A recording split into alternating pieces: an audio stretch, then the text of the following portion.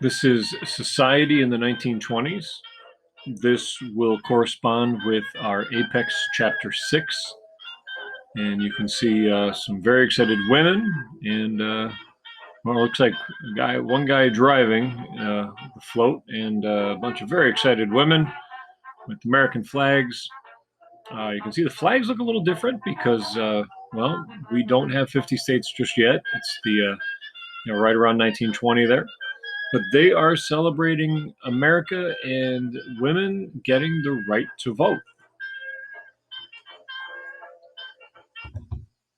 So let's talk about how women's roles were changing in the post-World War I era. Both single and married women had been in the workforce for a long time. Um, this is something that I think we get wrong in history. I think we just assume that women have had an active role in the workforce more recently. Women were working back into the 1800s during World War One and during our World War One and World War Two. Women would take an increased role in jobs and earning money for their families because their husbands, their boyfriends, their brothers, their fathers were gone off to war. So the number of women in the workforce rose during World War One. They moved now, though, they moved into better, high-paying jobs. Now, the 19th Amendment was adopted in 1920, which gave women the right to vote and made them very eager for equality. So, a couple things here. One, it's 100 years, right, since the 19th Amendment was adopted, and we have just elected a woman of minority ethnicity. I mean, she is African American and Asian American as our Vice President of the United States. It's an amazing moment. The glass ceiling has been broken. At the same time, women have been fighting for equality for a long, long time. And even though things are much better today, they're not where they should be. But you can see back in right around 1920, women fighting for the right to vote.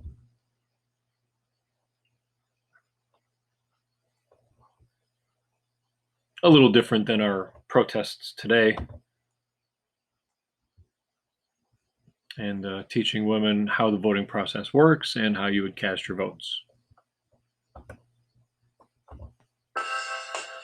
Well, one of the biggest images of women in the right around 1920 is called the flapper image. This is where stylish young women began wearing shorter skirts, shorter bobbed hair, and close-fitting hats that accentuated their hairstyles. Women were even drinking and smoking in public. Up to this point, this was never going to happen. Now, this wasn't all women. This was just a small percentage of women, but the impact was huge, and they got a lot of attention. There they are. There's the flappers. Again, by today's standards, it's kind of amusing. It's not something that we would see as risque or crossing any line. But back then, back in 1920, this was out there. Some women just adopted the image because it was convenient and popular, and this is what their friends were doing. Wow. Women are working and voting. The percentages of single and married women in the workforce were increasing, as we said. Businesses, though, even though women were out there in the workforce, the kind of jobs they could get and what they would get paid and how they would be treated weren't necessarily catching up. Businesses remained prejudiced against women seeking professional posts. Even if they were qualified, didn't seem to matter. Employers seldom trained women for jobs beyond entry-level positions, and they paid them less than men would get. And part of the reason behind this was if a young woman got married, well, she was less valuable to the company because at some point, they're probably going to start a family. She's going to get pregnant. She's going to have to leave her job. So employers were bothered by having to replace women who were married, who just got married and also happened to be starting a family or enlarging their family. So the kind of jobs that women would get were the stereotypical jobs. So that is a typewriter. This is long before computers. So she was typing keys that would put ink onto paper, and those would become memos or letters. This guy right here, that looks like kind of a face with like eyes, a nose, and a mouth. This is actually a phone. You talk into this. Well, you listen in this guy right here. You pick this up and you listen to it, and you talk in here. You might want to take a note or something over here. Kind of crazy, right? Here's women working in industry.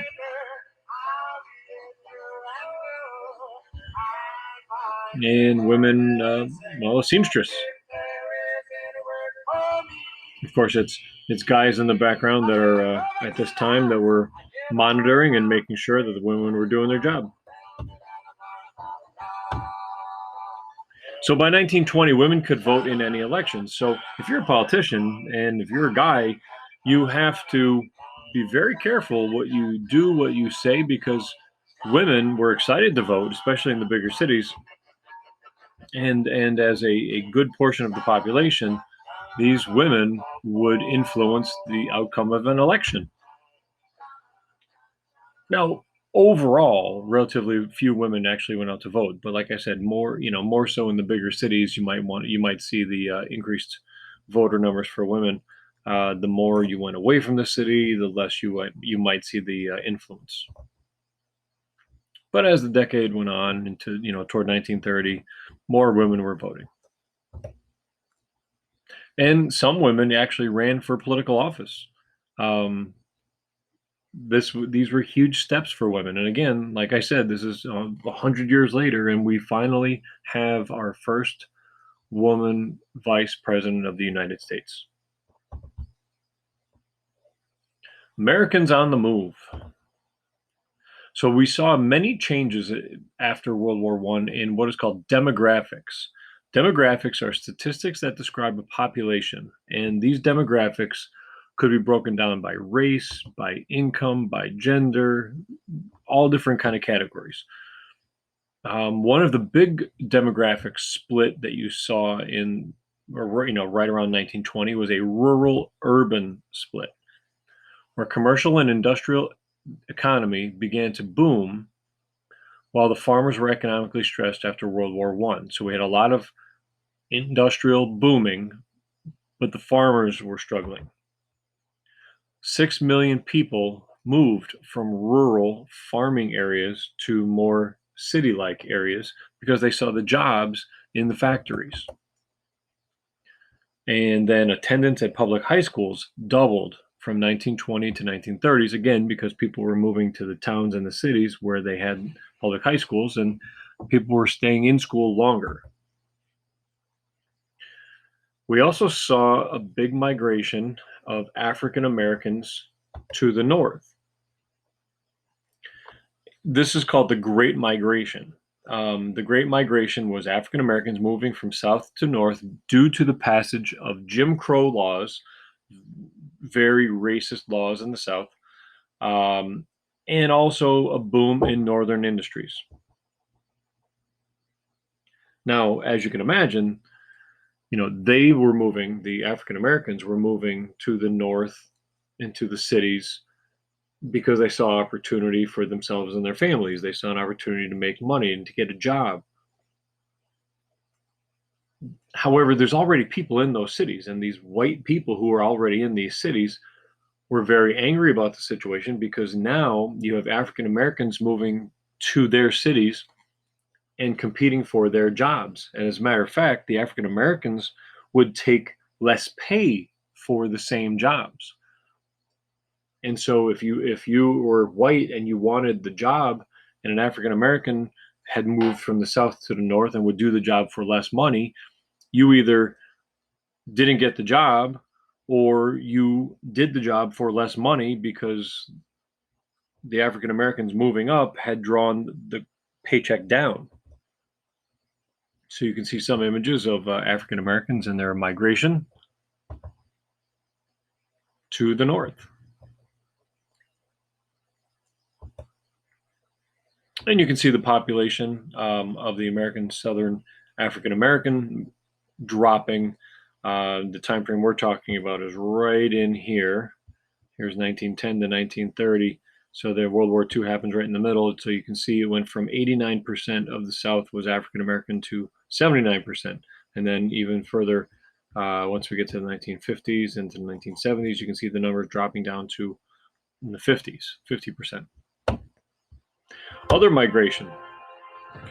After World War I, we see a large immigration population, a lot of immigrants coming in from other countries. There they are. Most of which were coming from Europe. They were coming to America because they saw this as the land of opportunity. We had come to World War I in very good shape. Our industry was booming. We have a ton of land. There was a lot of space for people to move and to have a piece of property and to build a house and to support their family and to get a good job. This was the American dream, where those ships were coming in and the immigrant family would see the Statue of Liberty and go to Ellis Island and get processed and opportunities were endless. They would see things like New York City and all the other big cities on our East Coast. Lots of dreams. During the 1920s, Congress limited immigration from Southern and Eastern Europe and also from China and Japan. Now, it did this because of our situation in World War I, also because of the rise of something called communism over in Eastern Europe.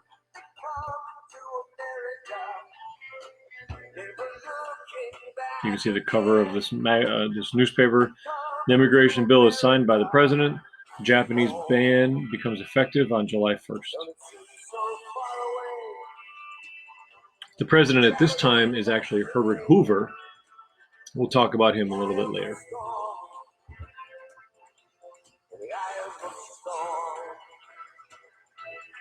You see Uncle Sam, symbol of America, building a wall that represents the literacy test that immigrants would have to pass in order to get in. Imagine our politicians having the idea that maybe building a wall on our borders is such a good idea. Uncle Sam is saying, "You're welcome in if you can climb that wall."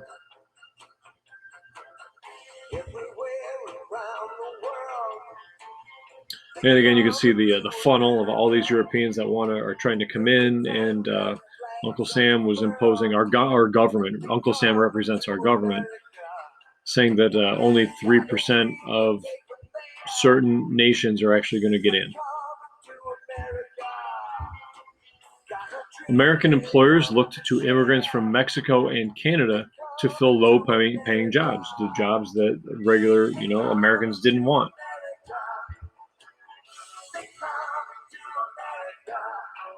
Now, as you had all these Mexicans coming into America, you ended up with these Spanish-speaking neighborhoods. These Spanish-speaking neighborhoods became known as barrios. I can't roll my R's and make it sound really, really fantastically Spanish and Mexican, but you know what I mean. Now, these barrios and these Mexican populations were mostly on the West Coast at this time. On the East Coast, in New York City, we saw a lot of Puerto Ricans coming into the United States. We also saw the growth of what are called suburbs. Now, suburbs are just outside the cities. This is because of immigration. The immigrants were coming into the cities, and those who could afford to get out of the cities moved to the areas outside of the cities. Buses started to replace trolleys. Now, this is 1800s into the 1900s, 1800s into the 1900s, because it was less expensive and it was easier to route buses around than trolleys.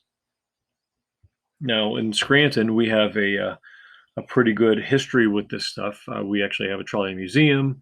We were called the Electric City. You may have seen that title that we were awarded a long, long time ago because we were the second city in all of the United States to have electric streetcars. The first, of course, was San Francisco, California, and then we were next. So Scranton on the East Coast was called the Electric City. Automobiles were becoming more affordable to middle-class families, and you saw stuff like this. This is the Ford Model T. The Ford Model T was something that was being mass-produced in factories. It was on an assembly line, and every one of them looked exactly alike. And you can get the Model T in any color you wanted, as long as it was black. Anything went wrong with it, everybody had the parts. The Ford Model T was so successful, you see companies like Chevrolet also get involved. There's the Ford Model T. It was $650 for this Ford Model T.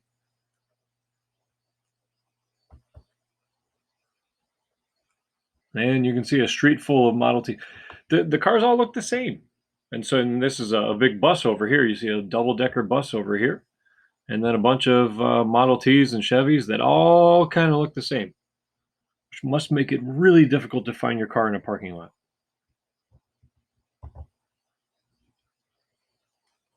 This is later into the 1920s, and again, you see the evolution of the cars a little bit fancier. You see the buses a little bit fancier over here, and you can see the hustle and bustle of the downtowns.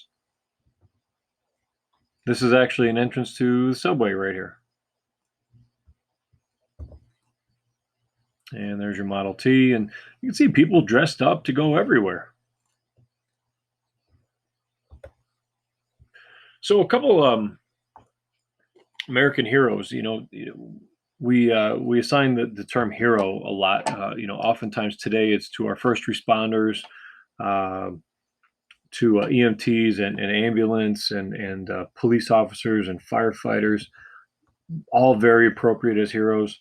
Sometimes it's our military, which is also a great thing. We certainly salute our veterans and our active military.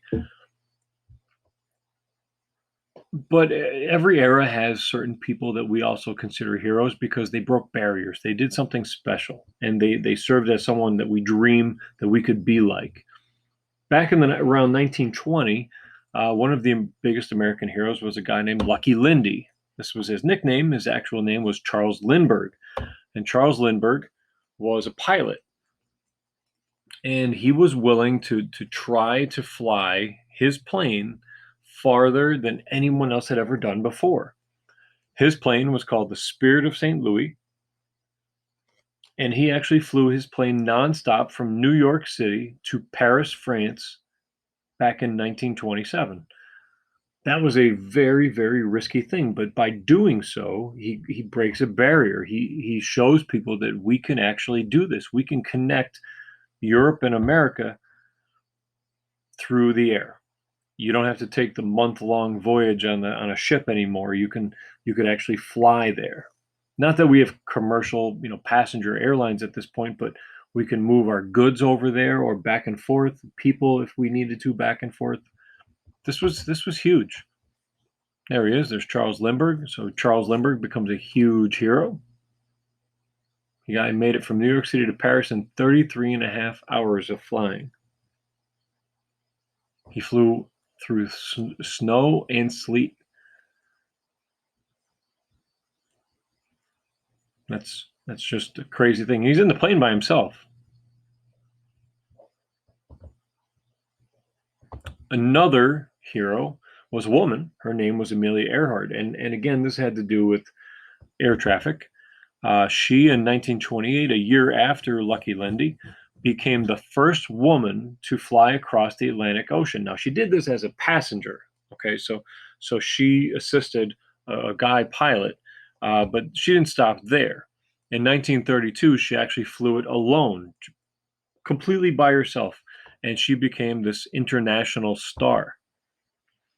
She then became the first person to fly solo from Hawaii to California. Now, Hawaii is one of our states, but it is very far into the Pacific Ocean. And again, this is a very risky and daring flight, but she did it.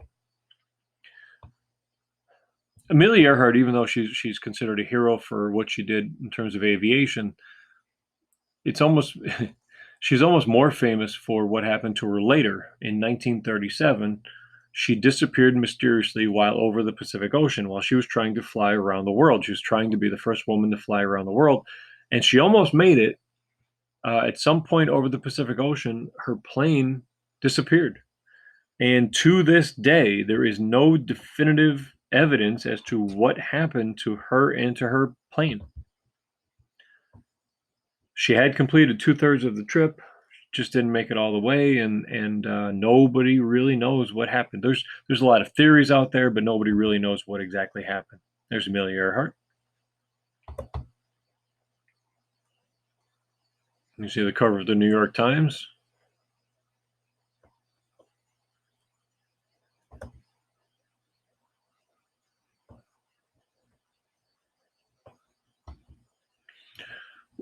At times, we also honor our sports heroes. Um, every generation has different sports heroes. Back around this time frame, early 1920s, there were a couple very, very big people that we should talk about. And sports became big business on top of all this. One of the biggest guys at the time was a guy named Jack Dempsey. Jack Dempsey was the heavyweight boxing champion of his day. A guy that has a lot of connections to this area, and we can prove that because there's a local town named after Jim Thorpe. It's called Jim Thorpe. It used to be the town of Mok Chunk. It was a big coal mining town, but it was renamed Jim Thorpe after Jim Thorpe, a professional football player in the 1920s. But not only was he this guy didn't just play professional football at a high level. He also had Olympic gold medals in the decathlon and the pentathlon, which are some of the most difficult events in the Olympics. And he also played professional baseball at a high level, and then managed it as well. What made this even more interesting was he was not only, again, from our area, from Northeast Pennsylvania, but he's Native American. He was American Indian. There's Jim Thorpe. If you go to the lists of the greatest athletes ever in American history, Jim Thorpe is usually ranked in the top 5. There he is with the Cincinnati Reds in Major League Baseball. You can see him representing his country at the Olympics at the bottom right. And then that's him playing football back in the 1920s.